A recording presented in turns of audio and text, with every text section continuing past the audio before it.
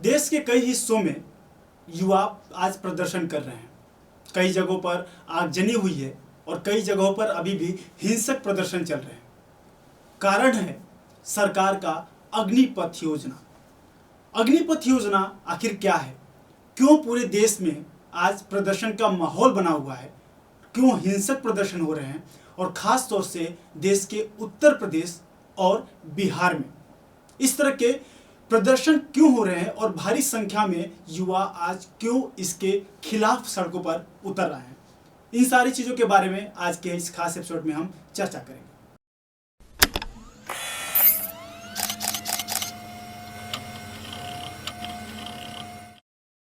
जी नमस्कार, मैं हूं अरुण जायसवाल और आप देख रहे हैं कॉर्नर कैचअप। कॉर्नर कैचअप के इस खास एपिसोड में आज हम बात करने वाले हैं अग्निपथ योजना की। भारत सरकार ने हाल ही में अग्निपथ योजना का ऐलान किया है। अग्निपथ योजना के ऐलान के ठीक बाद देश के कई अलग अलग हिस्सों में, अलग अलग राज्यों में, खासतौर से जिसकी मैं बात कर रहा था बिहार में, अलग अलग जगहों पर युवाओं द्वारा कई तरह के हिंसक प्रदर्शन देखने को मिल रहे हैं। लोगों ने गाड़ियां फूंक दी, ट्रेन में आग लगा दी और साथ ही साथ कई जगहों पर इन्होंने चक्का जाम किए। इसके साथ ही साथ कई ढेर सारे राजनीतिक पार्टियां भी एक्टिव हो चुकी हैं। तमाम वाद विवाद और बहस का भी ये मुद्दा आज बना हुआ है। चैनलों से लेकर घर घर तक आज ये मुद्दा ज़्यादा महत्वपूर्ण इसलिए हो जाता है क्योंकि ये मुद्दा है सेना से संबंधित। फिलहाल बिहार और उत्तर प्रदेश में भारी संख्या में इस योजना का विरोध देखने को मिल रहा है। और हो भी क्यों ना, क्योंकि उत्तर प्रदेश और बिहार से अगर देखा जाए तो बहुत भारी संख्या में युवा सेना में भर्ती होते हैं। लोग सालों से तैयारियां करते हैं। खासतौर से उत्तर प्रदेश के गाजीपुर जिले का गांव गहमर, जो कि एशिया का सबसे बड़ा गांव माना जाता है, वहां से हर घर से आपको कोई न कोई सेना में निश्चित तौर पर मिल जाएगा। लेकिन पिछले 2 सालों से सेना में कोई सीधी भर्ती नहीं आई। युवा लगातार इंतजार करते रहे। उसका एक बड़ा कारण कोरोना भी रहा है। अब जब युवाओं को उम्मीद थी कि सरकार सीधी भर्ती निकालेगी, इस बीच सरकार द्वारा इस योजना का ऐलान किया गया जिसका नाम है अग्निपथ योजना।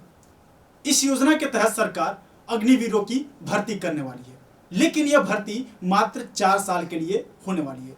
इसी मुद्दे पर बहस छिड़ा हुआ है कि आखिर यह योजना कितनी सही और कितनी गलत है।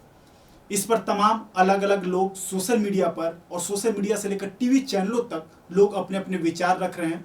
कुछ लोग इसे सही ठहराने की जिद पकड़े बैठे हैं तो कुछ इसे गलत ठहराने की जिद पकड़े बैठे हैं।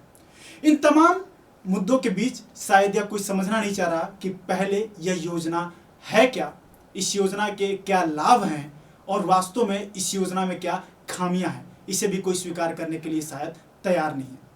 आखिर ये योजना है क्या। पहले अग्निपथ योजना के तहत सरकार 4 साल के लिए यानी कि कॉन्ट्रैक्ट बेसिस पर सेना में युवाओं की भर्ती करे। अग्निपथ योजना के तहत सरकार 4 साल के लिए युवाओं की भर्ती करनी है। इसमें 17 से 21 साल तक के युवा शामिल हो सकते हैं। लेकिन पिछले 2 साल कोरोना के कारण खराब हो जाने के कारण इस साल सरकार ने 2 साल का रिलैक्सेशन दिया है, यानी कि 23 साल की उम्र तक के युवा भर्ती हो सकते हैं। लेकिन इस योजना में 4 साल के तहत और क्या कुछ दिया गया है। 4 साल के तहत इसका जो वार्षिक पैकेज होगा, पहले साल 4.7 लाख यानी कि 4.76 लाख से शुरू होगा और चौथे साल यह 6.92 यानी कि 6.92 लाख पर खत्म होगा। यानी कि कुल मिलाकर अगर मोटा मोटी तौर पर देखा जाए तो लगभग 30,000 रुपये महीने की धनराशि वेतन के रूप में दी जाएगी। लेकिन पहले साल, दूसरे साल, तीसरे साल, चौथे साल, हर साल एक निश्चित अमाउंट आपके वेतन से कट होगा और जिसको बाद में दिया जाएगा जोड़कर। वही सेवानिधि पैकेज के तौर पर सरकार रिटायरमेंट के बाद 11.71 यानी कि 11.71 लाख रुपीस दे रही है। वही साथ ही साथ सरकार जीवन बीमा 48 लाख रुपए का, शहीद होने पर 1 करोड़ और अपंग होने पर 44 लाख रुपए देने की बात कही जा रही है। साथ ही साथ इसके अलग फायदे ये भी गिनाए जा रहे हैं कि जब 4 साल के बाद आप रिटायर होते हैं तो आपको तमाम अलग अलग फायदे मिलेंगे नौकरियों में। यानी कि 4 साल के बाद आप चाहें तो अपने खुद के इंटरेस्ट के अकॉर्डिंग अपना कोई प्रोफेशन और भी चूज कर सकते हैं। तो उसमें ऐसा कुछ बताया गया है कि नौकरी के बाद राज्य पुलिस में प्राथमिकता दी जाएगी असम राइफल में प्राथमिकता दी जाएगी, उद्योग के लिए बैंक ऋण सुविधा मुहैया कराएगा और 12वीं के समकक्ष सर्टिफिकेट मिल जाएगा और अन्य प्राइवेट सेक्टर में प्राथमिकता दी जाएगी। ये तमाम इस तरीके की इस योजना में ये तमाम सुविधाएं सरकार मुहैया करा रही है। साथ ही साथ इसमें यह भी बयान दिया गया था कि इसके बाद रिटायरमेंट जितने लोग भर्ती होंगे इसमें, तो रिटायरमेंट के बाद सीधा इनको हटा नहीं दिया जाएगा सभी को, उसमें से 25% लोगों को स्थायी तौर पर नियुक्त किया जाएगा, बाकी 75% यानी कि 75% जो लोग होंगे उनको सेवानिवृत्त कर दिया जाएगा। लेकिन इस बीच इस मुद्दे पर तमाम सवाल भी उठ रहे हैं, लोगों के मन में तमाम दुविधा है और डर भी है, जिस कारण ये तमाम चीजें चल रही है।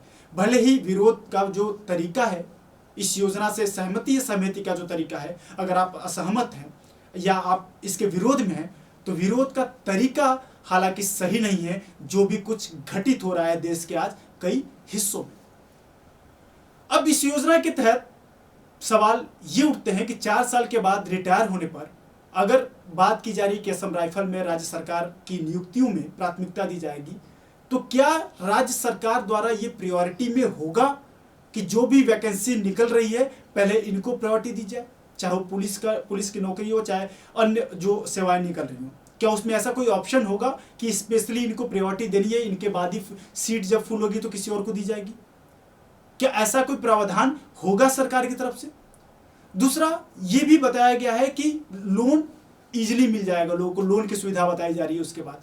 तो क्या वह लोन, सरकार ने कहीं यह मेंशन किया है कि वह लोन बिना ब्याज प्रतिशत के मिलेगा, या मिलेगा तो कितने प्रतिशत के लाभ ब्याज पर मिलेगा? यह भी एक बड़ा सवाल है। साथ ही साथ लोगों को डर इस बात का भी है कि पिछले 2 साल से जो सीधी भर्तियां नहीं निकली है, तो क्या अग्निपथ योजना के बाद सीधी भर्तियां भी निकलेंगी या नहीं, या ऐसा तो नहीं कि ये कॉन्ट्रेक्चुअल बेसिस पर ही लगातार इस तरह की चीजें चलती रहेंगी? और वहीं कुछ बुद्धिजीवियों का, कुछ लोगों का ये भी मानना है, उनका ये सवाल है कि अगर सरकार को सेना में लोगों की भर्ती करानी ही है तो कॉन्ट्रेक्चुअल बेसिस पे क्यों ना कम संख्या में हो, लेकिन स्थायी बेसिस पर हो। तो लोगों के जहन में ये डर का उठना भी वाजिब है। तो मुझे लगता है कि इस पर भी सरकार को क्लियर करना चाहिए कि क्या अग्निपथ योजना के अलावा जो अन्य जो सीधी भर्तियां होती थी वो होगी कि नहीं होगी, और यदि होती है, अगर अग्निपथ योजना के तहत लोगों की भर्तियां होती है, तो उसके बाद जो फायदे हैं मुझे लगता है कि उसको और क्लेरिफाई करने की जरूरत है। इसके साथ ही साथ एक सवाल यह भी है कि क्या जो स्थायी रूप से सेना में नियुक्त हैं उनको जो रिटायरमेंट के बाद फैसिलिटी मिलती है, क्या वही फैसिलिटी इन अग्निवीरों को भी मिलेगी? यह भी एक बड़ा सवाल है। अब इसके साथ साथ लोगों के जहन में एक डर भी है, क्योंकि जिस तरीके से आज युवा बेरोजगारी से जूझ रहा है, नौकरी की जो क्राइसिस है जिसका लोग सामना कर रहे हैं लगभग हर सेक्टर में, तो लोगों का डर यह भी है कि क्या जिस तरीके से सेना जैसे महत्वपूर्ण क्षेत्र में अगर सरकार कॉन्ट्रेक्चुअल बेसिस पर लोगों को हायर कर रही है, तो क्या अन्य क्षेत्रों में भी इस तरीके की संभावनाएं आएंगी आगे? तो ये डर लोगों के जहन में आज भरा हुआ है। तो ऐसे कई ढेर सारे बिंदु हैं जिसके कई ढेर सारे लोग फायदे भी गिना रहे हैं और नुकसान भी गिना रहे हैं। अगर देखा जाए ओवरऑल, तो किसी योजना का लॉन्च होना, किसी योजना का आना बुरी बात नहीं है, लेकिन उसका इम्प्लीमेंटेशन सामाजिक रूप में और सामाजिक हित में किस प्रकार हो रहा है, यह महत्वपूर्ण है। मुझे लगता है इन तमाम सवालों के जवाब सरकार को देने चाहिए, लोगों को आश्वस्त करना चाहिए कि ये योजना किस तरीके से लोगों के आमजन के हित में है। और साथ ही साथ अगर मुझे लगता है कि अगर इसके कारण सीधी भर्तियां प्रभावित होनी है, तो निश्चित तौर पर कोई भी इसके खिलाफ आएगा। अगर सीधी भर्तियां इसके साथ साथ होनी है, उस पर कोई प्रभाव नहीं पड़ना है, और साथ ही साथ कि इस पर जो फायदे गिनाए जा रहे हैं सरकार अग्निपथ योजना के, मुझे लगता है उस पर क्लैरिफाई करने की जरूरत है। तब हो सकता है जाकर कि थोड़ा सा लोगों में संतुष्टि का भाव पैदा हो। लेकिन ओवरऑल मैं साथ ही साथ ये भी संदेश देना चाहूंगा कि पूरे देश के अलग अलग राज्यों में जिस तरीके के हिंसक प्रदर्शन हो रहे हैं वो कहीं से भी उचित नहीं है, वो कहीं ना कहीं हमारे सामाजिक हित में नहीं है, उससे आम जन, हम लोग खुद परेशान होंगे। तो इस विषय पर आप भी अपनी राय दीजिए। आप अपनी राय हमारे कमेंट बॉक्स में लिख कर दे सकते हैं। आप सभी का बहुत बहुत धन्यवाद।